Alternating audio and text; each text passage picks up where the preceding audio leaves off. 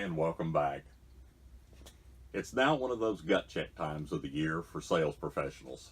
Yep, it's hard to believe, but the first quarter of the year is gone.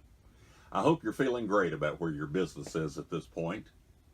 But do you even know where your business is at this point? It's time for a review. If you have no idea where you are, then you'll have a hard time getting to where you want to be, and that is over goal. Why review?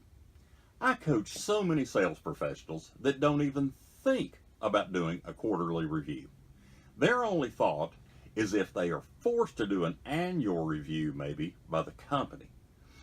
A review of how the past quarter went can turn up problems both large and small. Catching them now will make them a lot easier to correct. Perhaps you had a great quarter, so you feel like you don't need to go back and look over the results. Wrong. Even the best quarters will show problems when properly reviewed. Personally, I had a fantastic first quarter of this year. My sales were over 1/2 of my annual projection. So it leaves a lot for which to be thankful. I also realized in my review that I had been so busy managing these projects that my prospecting had been severely neglected. So is that a problem? Well, yes, it is a problem. Now I find that the top of my funnel is quite low. And as we've discussed, you should always be prospecting.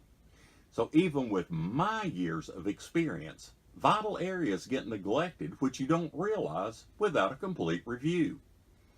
Following are some of the items I suggest that you look at closely. Number one, since it's my problem, what's the number of leads at the top of your funnel versus a normal quantity? Number two, look at each subsequent stage of your funnel to determine how it stands versus normal as well. This could give you some insight into where your time should be focused over the next few weeks. Better now while there's still time to make corrections.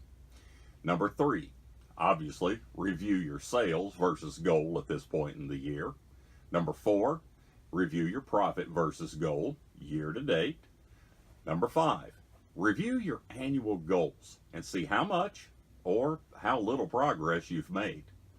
Number six, review your quarterly goals. Were you successful on all, maybe some, or perhaps none of the goals? Number seven, set your goals for the next quarter. Are there some from quarter one that will carry over to be worked on again? Or are we going to develop all new goals for this quarter? Number eight, where did you spend your time last quarter? Following is the breakdown of how I spent my time, which is going to give you some ideas. Last quarter, I spent 45 hours with coworkers. I spent 72 hours with clients. I spent 16 hours with suppliers. And here comes the one that jumped out. I spent 3.7 hours with leads. That quickly told me there was a problem. And finally, I spent 6 hours with family. I spent more time, work hours, with family than I did working on my leads. That's a problem. Now, all of this together adds up to 142.7 hours of time that I worked with individuals. Now that's out of a possible 480 hours, 40 hours a week times 12 weeks. So my utilization was 30%. All in all, not too bad. But you can see where I was able to quickly determine I had not spent enough time on my top of the funnel clients. And as my final suggestion, I hope I've convinced you of the benefits of using a paper planning system. So I want you to rewrite all of your annual goals and your new quarterly goals into the next quarter's planner. Now I know this seems like a waste of time, but trust me, research shows that by writing down your goals again, you are dramatically increasing your chances of achieving the goal.